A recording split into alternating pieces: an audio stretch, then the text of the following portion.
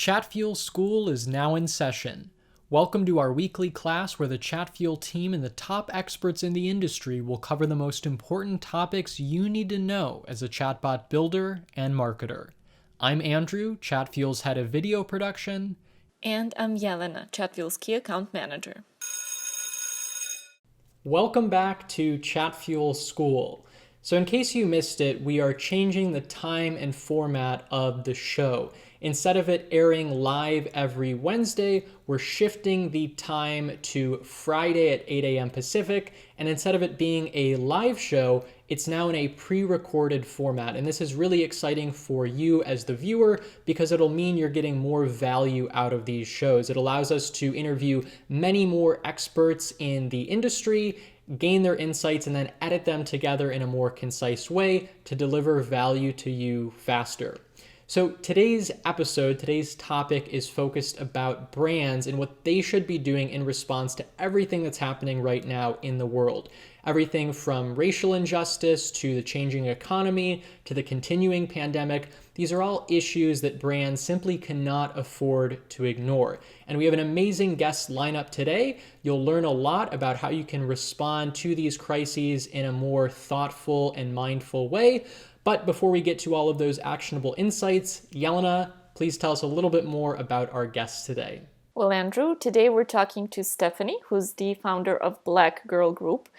This is a freelance company that connects African-American women creatives with brands who are advertising to the same demographic. Stephanie actually made it her life's work to empower this community.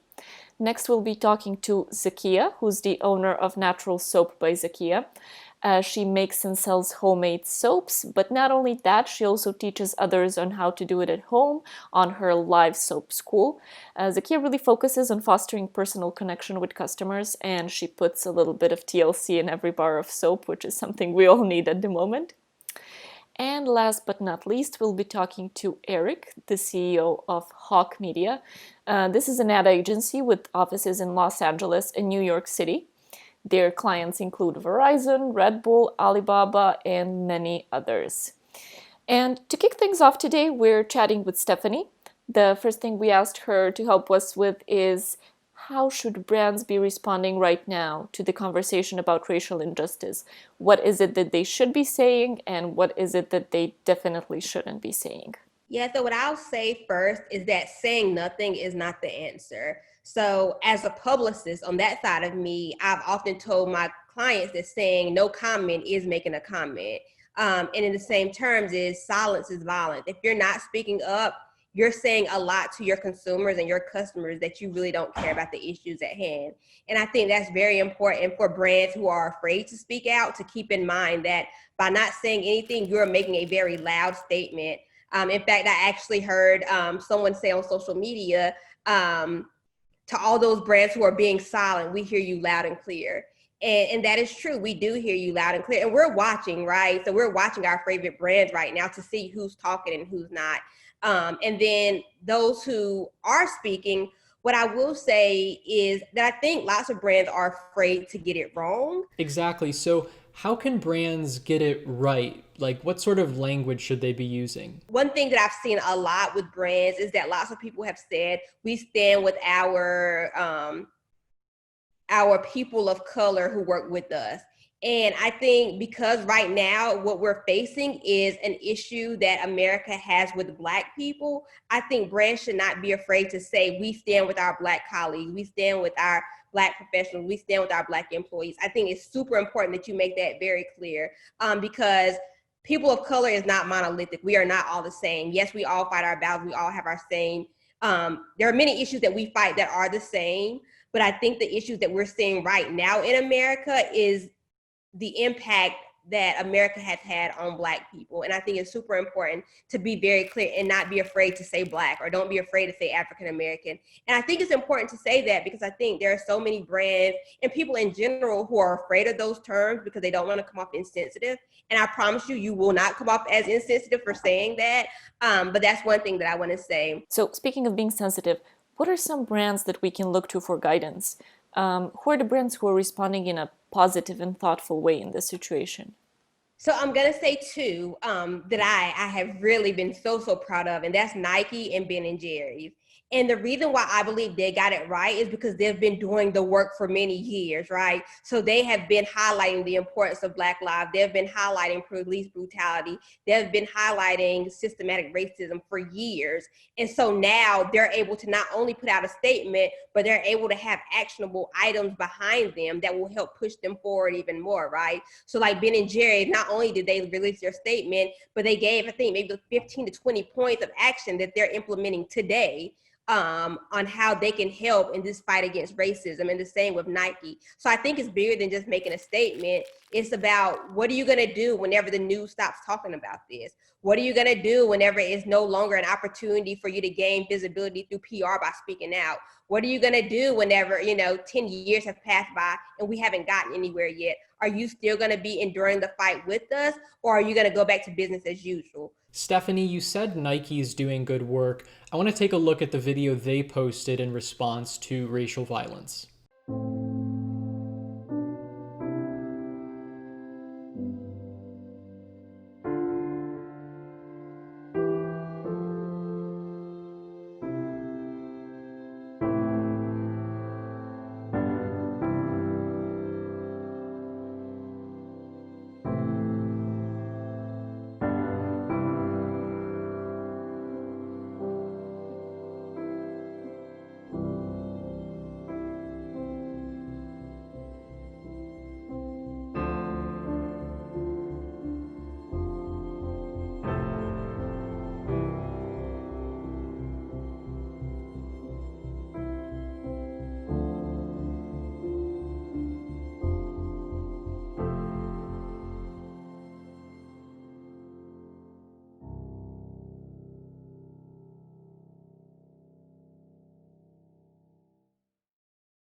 Stephanie, so Nike donated $40 million to Black community organizations. At the same time, Amazon donated $10 million.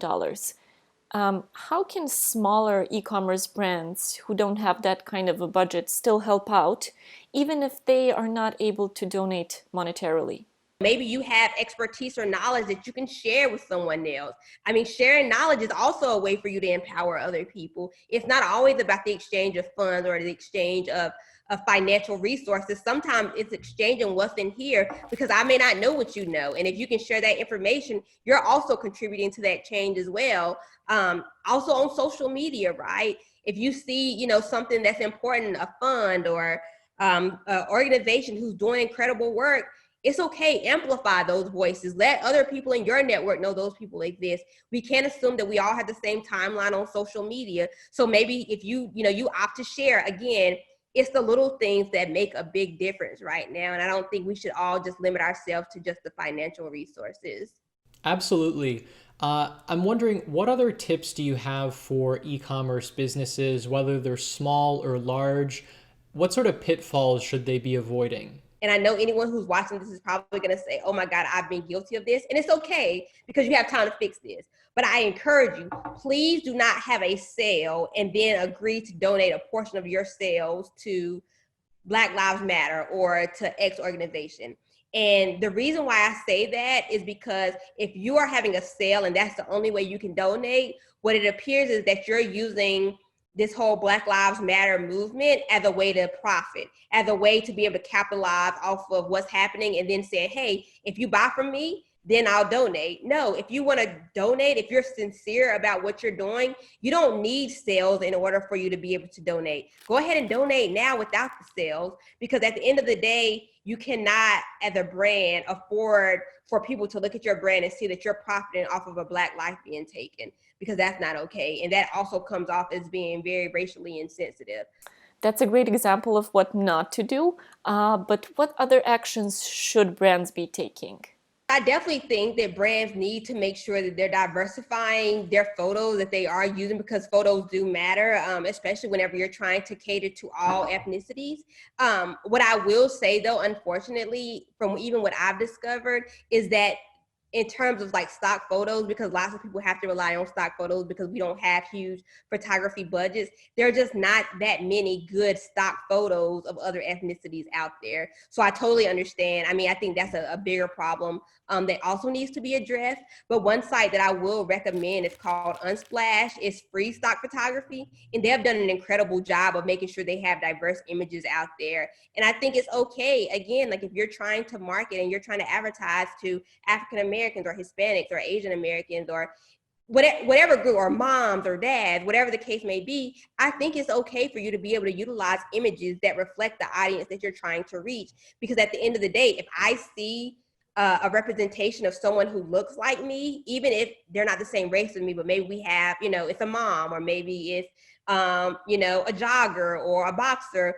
If I feel like I can connect on some level with that person, then yes, I'm going to be more prone to buy from them, because I'm like, hey, they thought about me when they created this ad. And I think the same applies from a racial standpoint. If you want to make sure that you're targeting effectively, you got to show your customers, the consumers, someone who looks like them too. All right, Stephanie Cottle, founder of blackgirlgroup.com. Stephanie, again, thank you so much for your time today and all these amazing tips. If you are looking for more advice on how to be racially sensitive in your brand, then please reach out to Stephanie. Again, that's blackgirlgroup.com. Stick around. We'll be back in 30 seconds.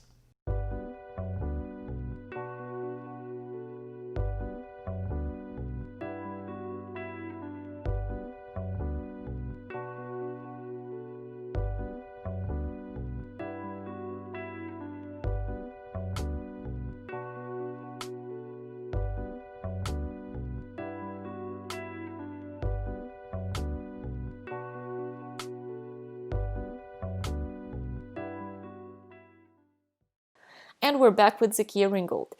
She's the owner of Natural Soap by Zakia and host of Live Soap School, as we have already mentioned. Zakia, we just heard some really valuable insight about how to be sensitive in light of what's happening. But what's your most important piece of advice for marketers?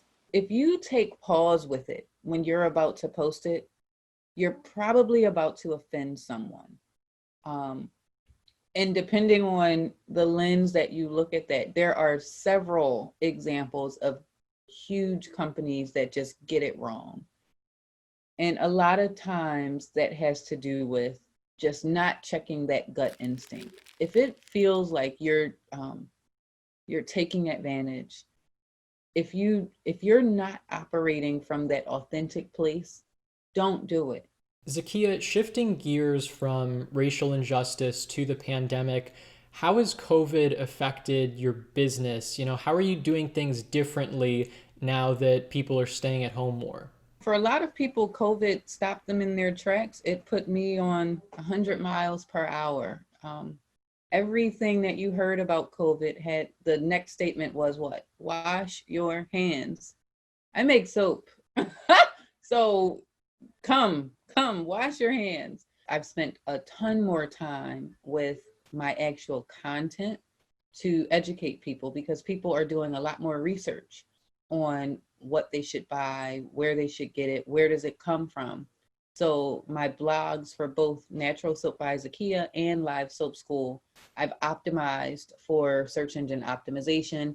I need to build out better bots for them so that when people get there, they can ping me and I can respond to them, or I can have some FAQs that are built in. But the content marketing of it has shifted because the search engines are sending more traffic my way, and they haven't had a chance to interact with me or see me on a live stream. So I'm just another website that they're falling on. So I think more of the content marketing is where I focused my energies. With this new surge of traffic to your website, what are you doing to establish trust with visitors so we can turn them into customers? Leverage video. I cannot tell you all the difference that it makes to be able to put a name and a face to a product. A lot of people don't like to see themselves on video. Well, use audio. Do a podcast, but have people be able to connect with you as the brand or the business owner for it. that's where I believe all of there's no way I would have gotten 100 orders just saying, oh, build it and they'll come. A key distinction is that video where people are able to see you, ask you questions. Do not treat live video as a pre-recorded YouTube video. People are there, so talk to them while they are there. Answer questions, all of that. Thank you, Zakia. You can order Zakia's homemade soap at naturalsoapbyzakia.com. Or if you're getting a little stir crazy and you're bored during this quarantine, you can learn how to make your own at livesoapschool.com. We'll be back in 30 seconds with Eric Huberman, CEO of Hawk Media. Stay tuned. Okay, team, Facebook ads, give me an update. Pay attention, people. In the world of digital marketing, it's easy to get overwhelmed. I'm overwhelmed. Our digital marketing experts work with companies of all sizes to grow their revenue online. Thanks. We're your outsourced CMO. Month to month, no long-term commitment, we can manage one service, your entire digital business, or anything in between. Because if we can help these kids succeed, imagine what we can do for you. Visit hawkmedia.com today to get your free marketing consultation. And Eric joins us now. Eric, how have you adapted your clients' messaging in response to COVID? We basically coached our companies, like, first off, you had to change your creative almost on a weekly basis, which is unusual. And you had to treat it a lot more like a startup because nobody was paying attention to your, like, if you're a bikini line and your message is going to the beach this weekend, my response is, F you. So, but we had 2 swimwear companies do their best month ever in April. And the reason is we changed the messaging to still, you can be aspirational. You can, looking forward to when things open up, you might as well get it now. I think TikTok might have something to do with it because it's such a trend to be wearing your swimwear on TikTok. So there were just tons of things that led to that. And funny enough, like lingerie had record months because people are stuck at home. What else are you going to do? So it's like, there's a lot of things that we saw coming, and it was really the main thing was keeping a logical and optimistic mindset. So tell us a little more about using optimism. How exactly can brands do that? People are emotional creatures, and they're going to associate an emotion with your company and then justify it with logic. That's how people work. So if you create a fear-based product, and fear is compelling, like fear can be compelling, but they're also going to associate your company with scary and fearful and stressful, et cetera. So generally, I don't know, like the example I'd give is like a cybersecurity company. You can either say, you're going to get hacked, you better hire us, or wouldn't it be nice not to have to have the peace of mind that you don't have to worry about any hackers? Positive versus negative, same selling point. You tell me you got to worry, I'm going to associate that stress with your company. I never want to talk to you. I'm going to find reasons why, like, oh, those guys are assholes, or whatever it is that I justify it. I'm going to try to avoid that conversation. And so spinning it positively generally is a good practice. Fear creates quick action, but positive association creates long-term, branding, basically, long-term customer success. So we've been talking about COVID and people staying home. Retail therapy is a very real thing. It's a way for people to cope with the pandemic. We order everything on Amazon. And so I'm wondering, how can smaller e-commerce brands compete with Amazon? Or is it really just a situation where if you can't beat them, join them? You're only competing with Amazon if you're a commodity. Like, if you're a brand, if you're a lifestyle brand or something, then you're not. If you're a new product, you're not. If you're toothpaste, yeah, you're competing with Amazon. So, in how to compete, you have to have a differentiator, just like you compete in any market. Like, if you're not competing with Amazon, you're competing with P&G. If you're creating toothpaste, you're competing with, Crest and Colgate. Like, it's really just about figuring out what is the angle and why is this a good opportunity. And again, usually that's through a differentiator or some sort of value proposition that people gravitate towards. Sometimes it's going to be niche, sometimes it can be big. And Amazon as a distribution platform is pretty good. I mean, half the online purchases in the US happen on Amazon. So, you can cut off half of your online distribution if you really want to, but selling through Amazon, a lot of people would rather just buy your products through Amazon. I'm one of them. I'd much rather pay even a slight premium on Amazon because I know I'm going to be able to track my shipping. I can return it, like all the CX side of it. I'd rather just deal with Amazon and not deal with some small business sometimes. So that's a lot of people. So, we have a whole Amazon department that's crushing it. 2 years ago, I resisted the shit out of it because Amazon definitely cannibalizes your revenue. You don't get the same lifetime value because they promote other people's products instead of you just selling other products of your own. So you don't get to own that customer the same way. But it's also a channel that now you can't really compete with. You've got to be able to go through both. Eric Huberman, CEO of Hawk Media. You can find them at hawkmedia.com. Thank you so much, Eric. Guys, please don't move. We'll be right back with our 3 takeaways from today's class.